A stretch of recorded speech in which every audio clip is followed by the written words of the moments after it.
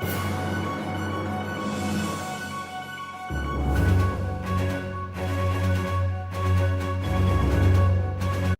guys, it's Thomas Moreno with Mid-Atlantic Residential and John Lynch with Pillar to Post, and we're going to be talking a little bit about geothermal, especially at this house at 1204 Back Creek Road in Seaford.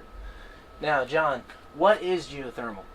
Geothermal is a type of heating system that uses the earth to transfer heat between the exterior of the house and the interior of the house. Is this system an open loop or a closed loop, and what are the differences? There are two types of systems that you can have for geothermal in sourcing the heat or transferring the heat back and forth between the house and the ground.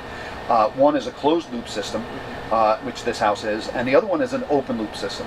So the difference is, in a closed loop system, we're using a series of what's commonly called wells. The piping is dug or buried straight down into the ground in this instance to a certain depth, sometimes 100, 200 feet, and then those wells are spaced a certain distance apart in order to be able to transfer the heat between the interior of the house and the exterior of the house. The open loop system, if you will, would also go down into the ground, but it would source the water from a well, just like you would source your drinking water from it. So the water would come up, transfer through the air handler, and then be delivered back down into the well for consumption at a later time.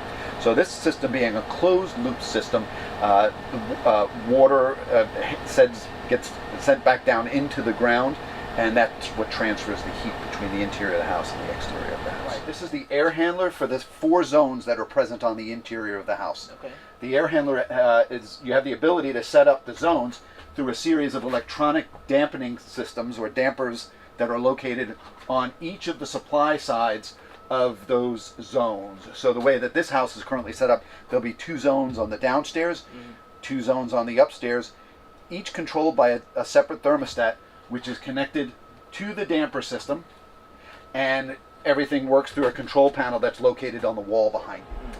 This home, what they've chosen to do when they installed the system at original construction, is they've chosen to insulate or encapsulate the whole building envelope. So what they've done is they've installed spray foam insulation on the rafters here in the attic space. Down in the crawl space, they've also sealed the crawl space. And what that is doing is leading to the maximum efficiency for the operation of this system in this home. So when you view the electric bills for this home, the reason why they are so low is not only because they're using the geothermal system, they've also chosen to most effectively seal the house, so we have very little heat gain and, more importantly, energy loss through the attic spaces and the crawl spaces. So this is a highly efficient system in itself, being geothermal, but also it's been set in a very efficient building envelope, which is where the system is quiet. It's running in the cooling mode right now, and we're standing right next to it. It sounds like a refrigerator that's running. Yeah. So John, what would a homeowner be looking at as their annual maintenance, regular maintenance on this system? Sure. On a geothermal heat pump system, this would require or recommended to have the exact maintenance that you would be performing on a gas furnace or a traditional heat pump system. So you'll want to be changing the filters periodically, every 30 to 60 days, depending on how the maintenance on your home.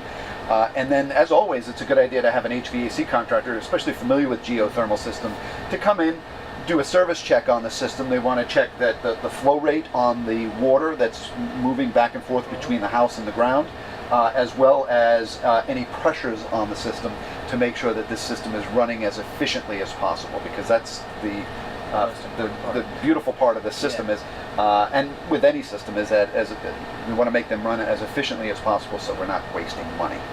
We are glad that you joined us to kind of learn a little bit about geothermal, and thank John with Pillar to Post for being here and talking to you guys about it.